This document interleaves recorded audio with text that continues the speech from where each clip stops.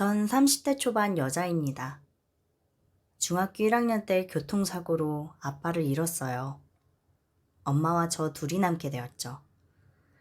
둘만 있다는 생각에 엄마와 더 애틋하고 사이좋게 지냈습니다. 친구처럼 자매처럼 지냈어요. 그런 저희 모녀를 부러워하던 사람들도 많았습니다. 어떻게 그렇게 사이가 좋을 수 있냐면서요. 하지만 제가 대학을 서울로 가면서 엄마와 자연스레 떨어져 살게 됐습니다. 엄마를 혼자 두고 서울을 가려니 마음이 불편했어요. 혹시 외롭지는 않을까, 우울하지는 않을까 걱정이 됐습니다. 같이 가자고도 제안했지만 엄마는 친구도 있고 익숙한 이곳이 편하다고 걱정하지 말라고 하셨어요. 그래도 다행인 건 엄마가 활발하게 활동이 많은 편이셔서 친구들이 많았어요. 자연스레 전 엄마 친구들을 자주 봐서 얼굴을 알고 익숙했었죠. 어쩌면 엄마가 외로운 것보다 제가 혼자 살 것이 두려워 그랬는지도 몰라요. 하지만 걱정과는 달리 서울에서의 홀로살이는 큰 문제 없이 흘러갔습니다. 저도 엄마를 닮아서 외향적이라 친구들을 많이 사귀게 되어서 외로울 틈이 없었어요. 방학 때는 엄마 집으로 가서 지냈습니다. 그동안 못다한 이야기를 늘어놓느라 둘이 밤을 새우기도 했죠. 시간은 순식간에 흘러갔고 졸업을 하고 취직을 했습니다.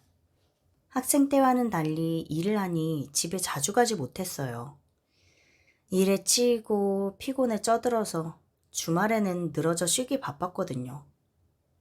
엄마에게 자주 가지 못한 것이 늘 미안했습니다.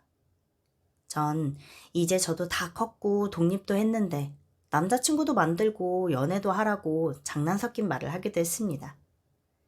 엄마는 다 늙어서 귀찮게 못하러 그러냐며 본인은 자유로운 지금이 행복하다고 하셨어요. 늘 밝고 명랑한 엄마가 참 고마웠습니다.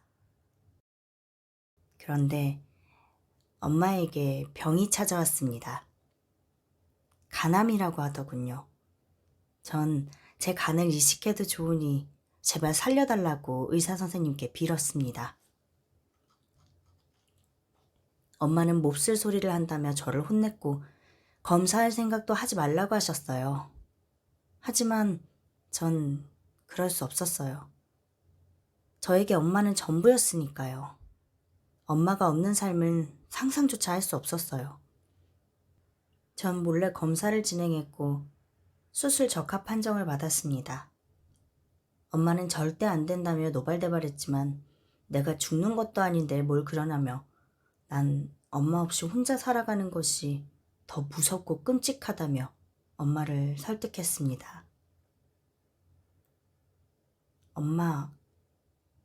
엄마는 나한테 전부야.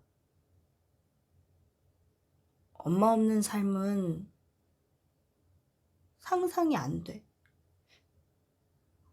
그러니까 제발 수술하고 내 곁에 오래오래 있어줘. 엄마와 서로 부둥켜 안고 서럽게 울었습니다. 엄마는 울면서 미안하다는 말만 되풀이했습니다. 그렇게 수술을 진행했고 엄마와 전 걱정과는 달리 잘 회복하는 듯 했습니다. 그런데 결국 엄마는 제 곁을 떠났습니다. 수술 경과는 좋았으나 암이 다른 쪽으로 전이가 됐고 이제는 손을 쓸 수 없었습니다. 제 세상이 무너졌습니다. 전 이제 이 세상에 혼자였어요. 엄마의 장례를 치르며 친척들이 안쓰럽다고 힘내라고 다독여줬습니다. 엄마 친구분들은 사진을 보고 울고 저를 보고 또 울었습니다. 더 나오지 않을 것 같았던 눈물이 저도 모르게 엄마 친구들을 보자 다시 터져나왔습니다. 그러던 중 어느 한 중년의 남자가 와서 대성통곡을 했습니다. 낯이 살짝 익은 듯해 보이기도 했지만 자세히 기억은 나지 않는 사람이었어요. 누구시냐고 물었더니 자기가 엄마의 남자친구라고 하더군요. 전 의아했습니다. 그런 얘기는 일절 들어본 적이 없었으니까요. 전 친척들과 엄마 친구들에게 그 남자분을 아는지 물었고 엄마의 동창이었다는 사실을 알게 됐습니다. 엄마 친구분들은 무슨 연인 사이냐며 가끔 다 같이 볼 때나 보지 그렇게 친하지 않았다고 하더군요. 전 혼란스러웠습니다. 희정이가 우리 사이를 티내고 싶지 않고 조용히 만나자고 해서 주변에는 비밀로 하고 만났습니다. 엄마에게 말 한마디 들어보지 못한 남자가 대뜸 남자친구라고 소개하다니 뭔가 의심쩍었어요. 그 남자는 마지막 장례일 때 다시 나타나더니 이야기를 하자고 했습니다. 본인은 엄마와 5년 정도 만난 연인 사이며 거의 사실혼처럼 지냈다고 하더군요. 그러더니 말했습니다.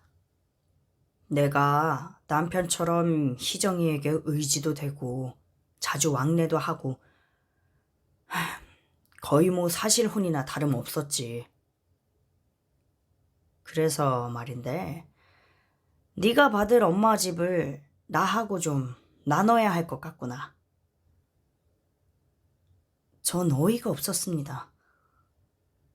이럴 때일수록 정신을 바짝 차려야겠다고 생각했어요. 전 아저씨가 누군지도 잘 모르고요. 아직 엄마 장례가 끝나지도 않았는데 다짜고짜 재산을 내놓으려뇨. 이게 무슨 경우입니까? 못 들은 걸로 하겠으니 그만 가시죠. 아직 어려서 뭘 모르나 본데 나 그럴 자격 있는 사람이에요. 일 복잡하게 만들지 말고 재산 정리되는 대로 연락해요. 그러더니 연락처가 적힌 종이를 주곤 가버렸습니다. 전 무시하면 그만이라고 생각했어요. 엄마의 장례를 마치고 전 다시 서울로 올라갔습니다. 슬픔을 애써 잊기 위해 일에 몰두했어요. 그런데 얼마 되지 않아 전화 한 통이 왔습니다. 그 남자분이 검사를 상대로 사실혼 관계 존재 확인의 소를 제기한다고 하더군요. 전 이 사실을 친척들과 엄마 친구분들에게 알렸고 도움을 요청했습니다. 가족들과 친구분들은 절대 그럴 일 없다며 뭔가 잘못됐다고 했어요. 친구분들은 그 남자에 대해 알아보겠다고 했고 전 변호사를 찾아갔습니다. 하지만 돌아온 답변은 제 가슴을 철렁하게 만들었어요. 가족관계 증명서에 이름이 없더라도 혼인관계 존재 확인을 받으면 유족으로 인정됩니다. 그럼 전 이대로 할 수 있는 게 아무것도 없는 건가요? 아니요. 어머니를 대신해서 혼인의 의사가 없다는 것을 증명해야 해요. 전 친척들과 엄마 친구분들, 그리고 동네 주민분들에게 그 남자에 대해 아냐며 물었습니다. 친척들은 가끔 동네에서 마주쳐도 혼자였고 그런 사이에 남자는 일절 없었다고 하셨어요. 아마 사귀는 사이였으면 작은 동네라 벌써 소문이 돌았을 거라며 모를 리가 없다고 했죠. 그 누구에게 물어도 그 남자를 소개받았다던가 그 남자의 이야기를 들었다던가 한 경우는 없었다고 해요. 그 남자를 알아보겠다던 엄마 친구분께 연락이 왔습니다. 그 남자는 초등학교 동창이었고 다 같이 만나는 동창이 아니면 만날 일도 없었다고 해요. 그런데 그 남자가 도박에 빠져서 이혼을 당하고 혼자 어렵게 살고 있었다고 해요.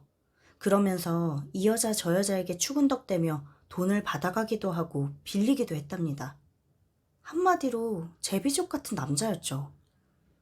동창회에 나온 시점도 이혼하고 나서부터였고 돈이 좀 있다는 여자 동창들에게 접근했다더군요. 저희 엄마가 혼자 사는 것을 알고 나서 그 남자가 들이대는 것을 몇몇 동창분이 봤다고 하더라고요. 하지만 절대 사귀는 사이는 아니었다고 했습니다. 이 모든 사실을 알게 되니 정말 기가 찼습니다. 남의 죽음에 껴들어서 사기를 치다니요. 전 절대 뺏길 수 없었고 만반의 준비를 했습니다.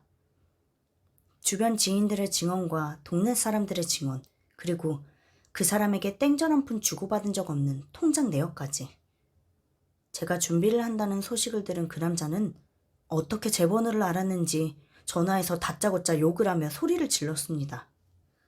네가 알면 뭘 안다고 어린 게 수작을 부려?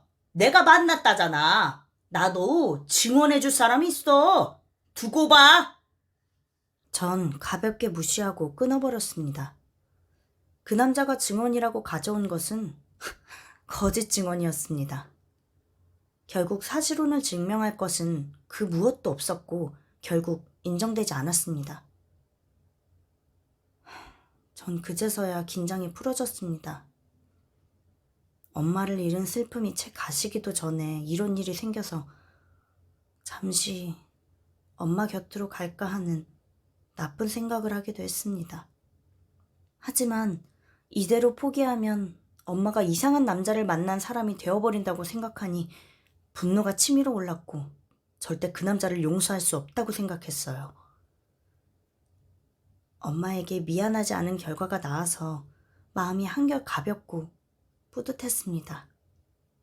그것도 벌써 2년이라는 시간이 흘렀네요. 지금 생각하면 엄마가 떠난 뒤 마음을 더 단단하게 잡고 살라고 나에게 이런 일이 생겼나 싶었네요. 언제 어디서든 당당하고 명랑한 엄마의 딸임을 잊지 않고 여전히 씩씩하게 살아가고 있습니다.